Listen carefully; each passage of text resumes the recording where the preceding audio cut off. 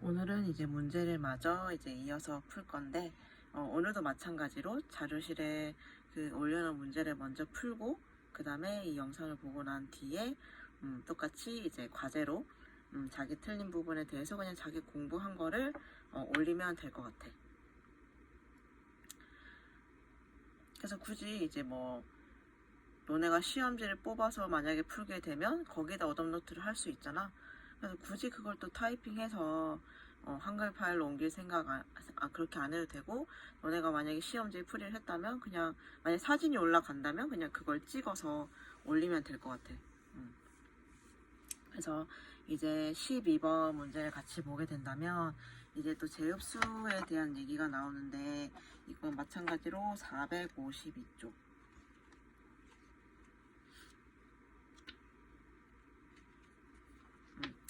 452쪽에 콩팥 세간 재흡수가 있어.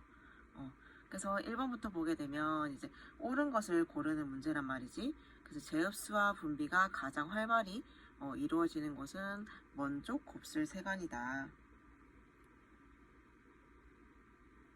그래서 1번은 틀렸지. 먼쪽이 아니라 몸쪽 곱슬 세간이 되겠고, 이것은 페이지 452쪽에 각 부위의 재흡수에서 두 번째 점에 나와 있어. 그래서 1번은 틀린 말이고, 2번을 보게 되면 몸쪽 곱슬 세간과 집합간에서는 바소프레신 등의 항인효 호르몬이 작용하여 토리 여가액의 12에서 15%가 재흡수가 된다. 이것은 453쪽에 점 두 번째 보면 나와 있는데, 몸 쪽이 아니라 먼 쪽이라고 나와 있지. 그래서 두 번째 점에 먼 쪽 곱슬 세간과 집합간에서는 바소프레신 등의 항인 호르몬이 작용하여 토리 여가액의 12에서 15%가 재흡수가 된다. 그래서 우리가 2번도 틀린 말이고, 3번 나트륨의 재흡수는 대부분 먼 쪽 곱슬 세간에서 이루어진다. 그래서 이것에 대한 설명은 454쪽에 첫 번째 점에 보면 나와 있어. 나트륨의 재흡수는 대부분 몸쪽 곱슬 세간에서 이루어진다. 그렇기 때문에 이 3번도 틀린 말이 되겠고, 4번을 보게 되면 나트륨의 섭취량이 많을 때는 토리의 여가량이 감소한다라고 돼 있는데, 거기 바로 봤던 점 밑에 세 번째 점에 보면은 나트륨의 섭취량이 많을 때는 토리의 여가량이 증가한다라고 나와 있어. 그렇기 때문에 이제 4번도 틀린 말이 되겠다.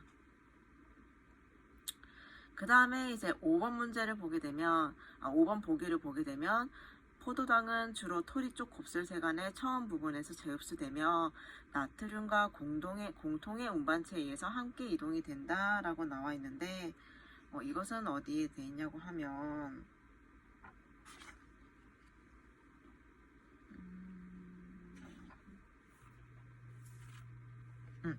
454쪽에 포도당의 재흡수.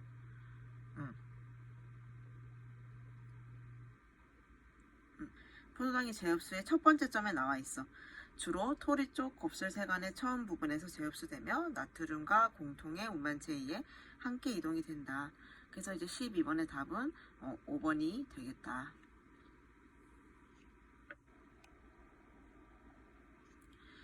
그 다음 이제 13번 문제를 보게 되면 다음 설명 중 옳지 않은 것은 이라고 되어 있어. 그래서 호흡에 관한 문제인데, 이것은 435쪽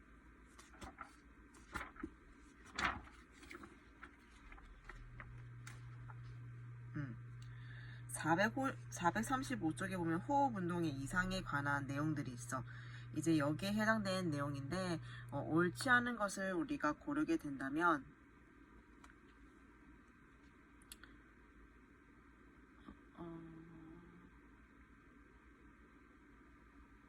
1번부터 보게 되면 뇌염이나 수막염에 의한 머리뼈의 뇌학 함정 시 비오칠 호흡을 볼 수가 있다. 이건 맞는 말이지. 그리고 호두덕계 근육이 수축되고 물이 허파로 들어가는 경우는 습성 질식이 된다. 이것은 이제 우리가 침수 질식에 관한 이제 내용인데, 435쪽이 밑에 보면 질식에 대한 얘기가 있고, 그 뒤에 보면 이제 침수 질식이 나와 있어. 그래서 우리 잠깐 2번 설명을 보면 침수로 인해 발생하는 질식으로 호흡을 정지한 상대가 성대문 연축을 일으킨다. 그래서 이러한 경우는 건성 질식이 되고, 밑에 점을 보게 되면 후두덕계 근육이 이완이 되고 물이 혀파로 들어가는 경우를 습성 질식이 된다. 그렇기 때문에 이번에서 틀린 것은 근육의 수축이 아니라 근육의 이완이기 때문에 옳지 않은 것은 일단 2번이 되겠다.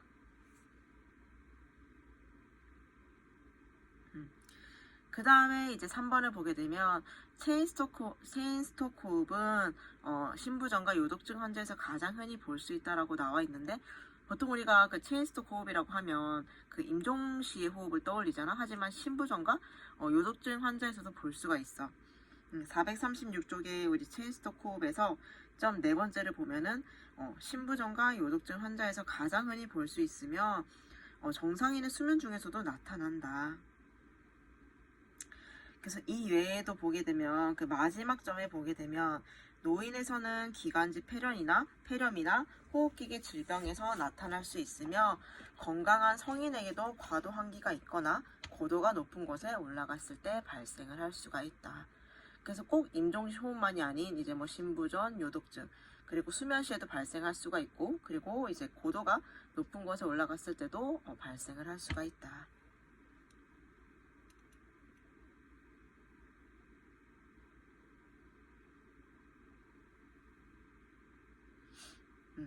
그리고 4번 신생아 호흡곤란 증후군은 폐를 성숙시키는 계면활성제의 부족으로 발생한다. 바로 밑에 보면 신생아 호흡곤란 증후군이 나와 있어. 거기에서 이제 세 번째 줄에 그러나를 보게 되면, 그러나 표면활성제 결핍이 있을 때는 신생아의 호흡곤란 증후군이 나타난다. 그래서 4번도 맞는 말이고, 5번 호흡곤란은 혈액 속의 탄산가스 분압이 높아져 호흡 조절 중추를 지나치게 자극하기 때문에 일어난다. 이 또한 맞는 말이기 때문에 이제 답은 13번에는 2번이 옳지 않은 것이고, 14번을 보게 되면 다음 설명에 해당하는 것은 보기를 보면 알도스테론의 분비를 조절하고 콩팥의 먼쪽 곱슬 세간에서 나트륨 흡수와 칼륨 배출을 촉진하며 혈전증의 나트륨 농도와 칼륨 농도를 일정하게 조절한다. 그래서 이건 14번은 우리가 577쪽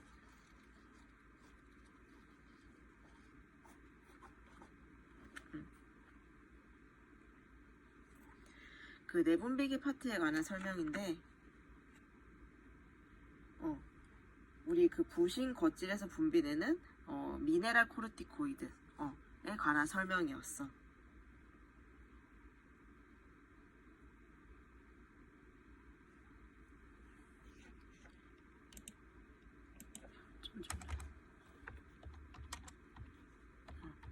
그래서 이제 그 미네랄 코르티코이드의 설명을 보면 콩팥의 먼쪽 곱슬 세간에서 나트륨 흡수와 칼륨 배출을 촉진하며 혈장 중의 나트륨 농도와 칼륨의 농도를 일정하게 조절하고 알데스테론의 분비를 조절한다. 그래서 우리가 14번의 답은 2번이 되겠고, 우리가 부신겉질에서 나오는 호르몬이 여기에 보면 몇 가지가 있니? 이 미네랄 코르티코이드를 포함해서 이제 당질 코르티코이드도 있고, 이 부신성 안드로겐이 있어. 그래서 이 각각의 어떤 역할을 하는지도 아는 것이 되게 중요해. 그래서 당질 코르티코이드를 같이 보게 되면 스트레스에 반응하는 호르몬으로 지방과 단백질을 당질로 전환한다. 그리고 이제 부신성 안드로겐은 말 그대로 우리가 안드로겐 알고 있잖아. 그렇게 생각하면 돼. 그래서 부신겉질에서 분비되는 남성 호르몬이긴 하지만 여성에게도 분비가 된다. 그렇게 해서 이제 답은 우리가 미네랄 코르티코이드가 답이겠고, 2번 15번을 넘어가게 되면 이제 골수에 대한 설명이 나와. 이 골수에 대한 설명은 288쪽 288쪽을 보게 되면 이제 6번 골수라는 말이 나오는데, 옳은 것을 고르는 거야. 그래서 이제 태생기 때는 이제 혈구세포가 간이나 지라에서 생성이 된다. 이거는 맞는 말이지. 바로 첫 번째 점에 나와 있어. 태생기 때는 혈구세포가 간이나 지라에서 생성이 된다. 그리고 2번을 보게 되면 성인의 혈구 및 혈소판은 간이나 지라에서 생성이 된다. 이건 틀린 말이지. 태생기 때는 이제 간이나 질에서 생성이 되지만 성인의 혈구민 혈소판은 이제 골수에서 생성이 돼. 그래서 첫 번째 점에 뒤에 이어서 이제 설명이 나와 있어. 그래서 일단 답은 1번이지만 2번도 그 부분이 틀렸고, 이제 3번을 보게 되면 이제 골수의 세 번째 점을 보게 되면 활성이 왕성한 골수를 적색 골수야. 그렇기 때문에 3번도 틀린 말이고, 4번은 지방이 침륜이 되어 불활성화된 골수를 적색 골수라고 하는데, 지방이 그 침륜이 되어서 불활성화된 골수를 적색 골수가 아닌 황색 골수라고 하지. 그래서 골수 부분의 그 세 번째 점에 똑같이 설명이 나와 있어. 그리고 5번 보기는 그 골수 설명에서 두 번째 점인데, 소화의 혈구세포는 위팔뼈와 넙다리뼈를 제외한 엉덩뼈의 골수 공간은 불활성화가 된다라고 되어 있는데, 이거는 성인에 대한, 즉 20세 이상의 경우고, 이 소화의 혈구세포는 모든 뼈조직의 골수 공간에서 활발하게 생성이 된다. 그래서 이 골수의 첫 번째, 두 번째, 세 번째 점에서 이 보기의 내용들이 모두 포함이 되어 있어. 그렇기 때문에 이제 그 15번의 답은 1번이 되어 있고, 그 다음에 16번. 16번을 보게 되면 이제 쓸개에 대한 설명으로 옳지 않은 것은 이라고 나와 있는데, 쓸개에 대한 설명으로 넘어가게 되면 383쪽에 쓸개가 나와 있어.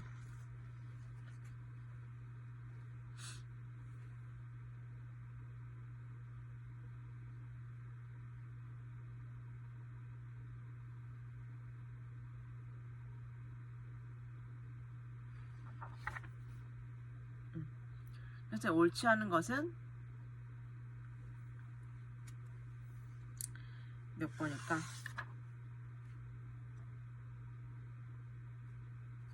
답은 5번이 되겠다.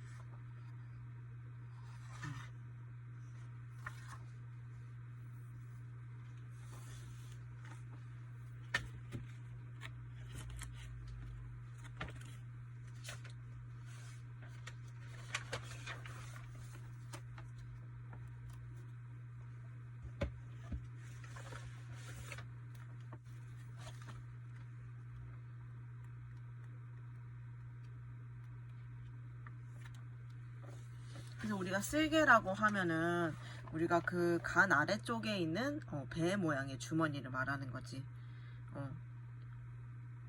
쓸개 길이는 대략 한 10cm?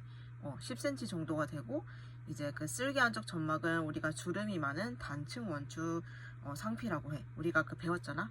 세포의 모양과 배열에 따라서 거기서 단층 원추 상피에 이제 속하는 거고, 우리가 이제 쓸개즙의 주 색소는 뭐니 얘들아?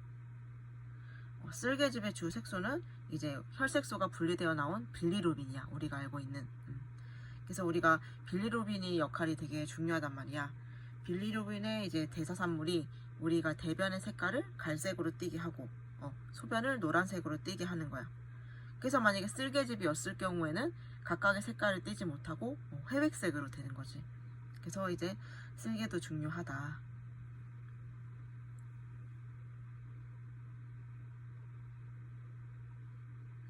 그래서 이제 답은 5번이 되겠다. 그 다음에 이제 17번 혈액형에 대한 이제 그 문제인데, 페이지는 308쪽.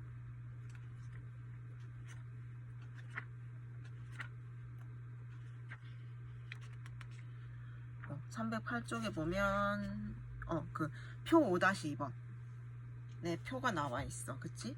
이걸 보면서 이제 답을 비교하면 될 것 같은데, 1번부터 보게 되면 AB형은 적혈구막에는 응집원이 없다. AB형은 응집원은 있지, 응집소가 없고, 그렇기 때문에 1번은 틀린 거고, A형은 적혈구막에는 응집원 A가 있다. 그치? 책에 보면 혈액형 A는 응집원에 A가 있지. 그래서 답은 2번이고, 3번 O형은 적혈구막에는 응집원 AB가 있다. O형을 보면 응집원은 없고 응집소만 있기 때문에 3번은 틀린 거고, 4번은 B형은 혈청에는 이제 B라는 응집소가 있는데 틀린 거지. 알파가 있고, AB형은 혈청에는 응집소 A가 있다. AB형의 응집소는 없지. 그렇기 때문에 답은 2번이 되겠다. 그래서 우리가 이 혈액형도 되게 한 번은 짚고 가봐야 할 부분이긴 한데, 우리가 이 혈액형을 떠올렸을 때 떠오르는 질병이 뭐가 있니 얘들아? 옆에 태아 정모구증이 있지. 그래서 이것도 같이 한 번씩 읽고 넘어가면 좋을 것 같고, 그 다음 문제를 보게 되면 18번 당뇨병에 대한 설명이 나와 있어. 이것은 우리가 그 내과 전문 응급처치약 책을 보면 될 것 같아. 내과 전문 응급처치약 323쪽.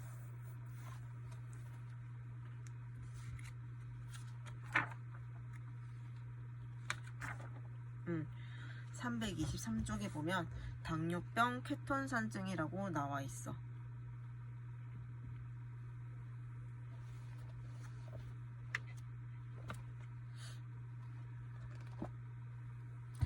그래서 이 당뇨병 케톤산증에 대한 설명으로 옳은 것은 이라고 나와 있는데, 1번부터 보게 되면 이제 제1형 당뇨병과 관련된 심각한 합병증이다. 이 당뇨병성 케톤산증은 제2형이 아니라 제1형과 관련이 있는 거지.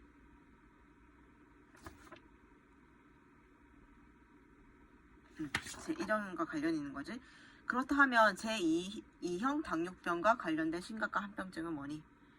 당뇨병 케톤산증은 1형과 관련이 된 거고, 2형은 그 고혈당, 고삼투성, 비케톤성 혼수가 2형과 관련이 된 거지. 그렇기 때문에 1번은 틀린 거고, 2번 얕고 느린 호흡이 특징적이다. 이것도 맞는 말이니?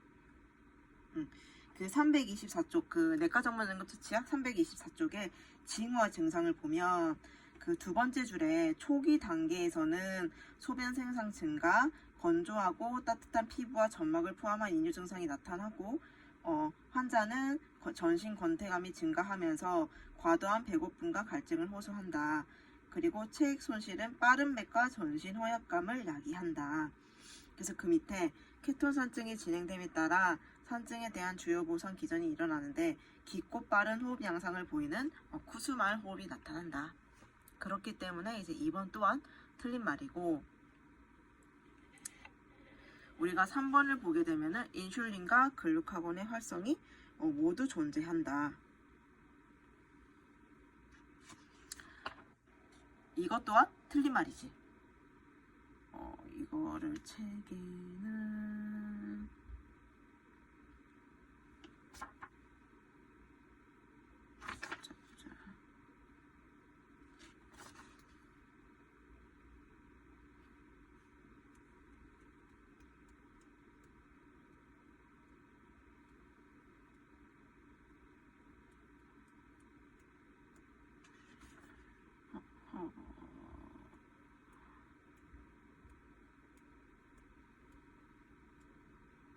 이 인슐린이랑 그 글루카곤의 활동이 모두 활동에서 조절되는 것은 우리가 당뇨병 케톤산증이 아니라 그거야. 그 고삼투성 고혈당 그 혼수, 거기에 해당되는 병태 생리란 말이지. 그 당뇨병 케톤산증이라고 하면 그 두 가지의 활동 모두에서 조절되는 게 아니라 그 인슐린의 효과를 방해하는 그 생리적 스트레스에서 발생이 되는 거기 때문에 이것 또한 그 고삼투성 고혈당 상태에 그 해당되는 말이야. 그 322쪽에 그 표 4-3이 있어. 거기에 보면은 그 일반적인 원인에 보면 나와 있는데, 고삼투성 고혈당 상태에 보면 고혈당증과 인슐린 및 글루카곤의 활동 모두에 의해 조절이 되는 비대사성 이뇨를 일으키는 생리적 스트레스. 그렇기 때문에 이것도 틀린 말이다. 그리고 4번 혈액 내에 있는 케톤의 일부가 허파를 통해 배출되기 때문에 호흡기 과일향이나 케톤 냄새가 난다. 그치?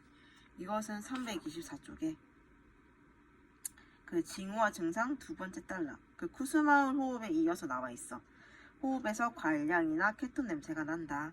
이는 혈액 내에 있는 케톤의 일부가 허파를 통해 배출되기 때문이다. 그 답은 4번이 되겠다.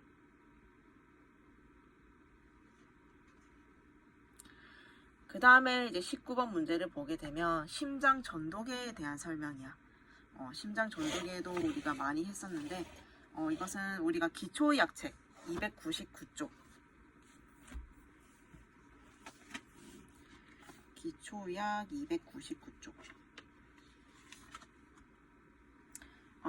이게 옛날 책이구나. 299쪽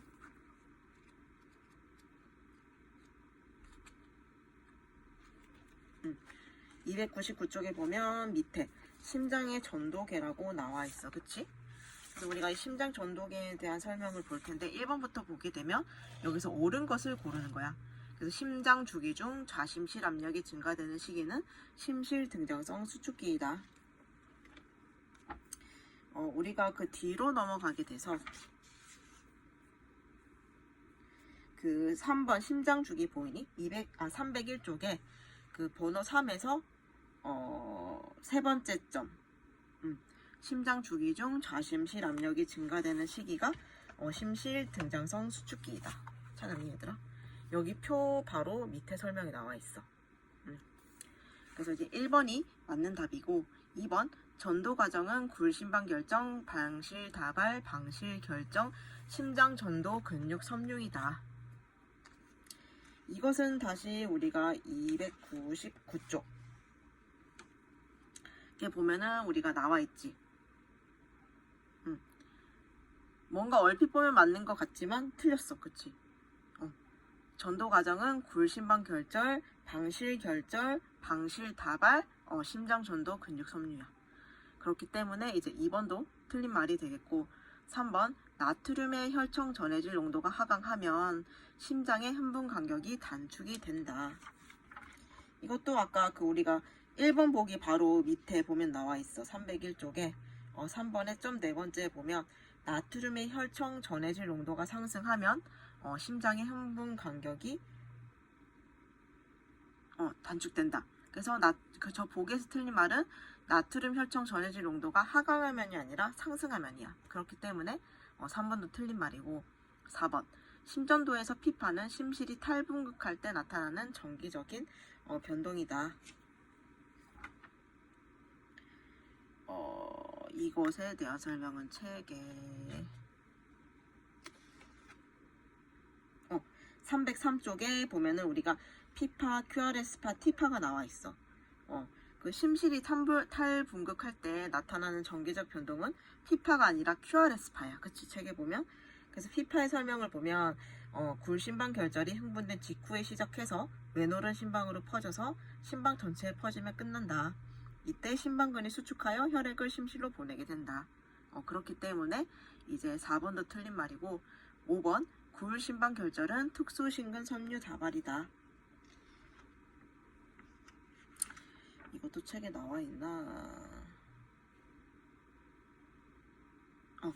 우리 301쪽에 보면 이제 그 전도계 순서에 따라서 이제 굴심방 결절, 방실 결절 이렇게 설명이 나오는데 이 특수심근 섬유 다발은 굴심방 결절이 아닌 방실 다발이야. 방실 다발의 설명이 보면 나와 있어. 자, 여기 칸에. 그렇기 때문에 이제 굴심방 결절의 설명을 보면 이제 심장 박도율을 조절하는 기본 주도자야. 그래서 얘는 그 우심방과 상대 정맥의 경계부에 위치를 하고 있어. 그리고 이제 굴심방 결절에서 발생된 자극은 외노른 심방을 수축시키며 방실 결절의 형태학적인 연결이 없이 전달이 된다.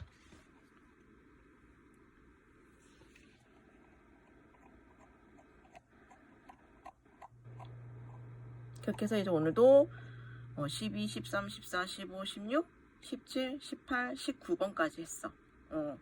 그래서 이제 여기서 자기가 또 틀린 부분이 있으면 그냥 너네가 그 프린트에다 공부를 했으면 거기다 바로 오답을 이렇게 체크를 할 거 아니야. 그거를 그냥 찍어서 올려줘도 돼. 만약에 사진으로 파일이 올라간다면 아니면 그냥 그걸 사진 찍어서 한글 파일에 그림을 삽입해서 그냥 올려도 되고 꼭 굳이 이걸 다시 하기 위해서 그 타이핑을 따로 할 필요는 없어. 그럼 시간이 이중으로 들기 때문에 그냥 너네가 공부한 내용을 찍어서 한글 파일에 올려서 그냥 과제로 제출을 하면 될 것 같아. 그래서 이 다음 영상에서도 똑같이 문제를 풀도록 할게.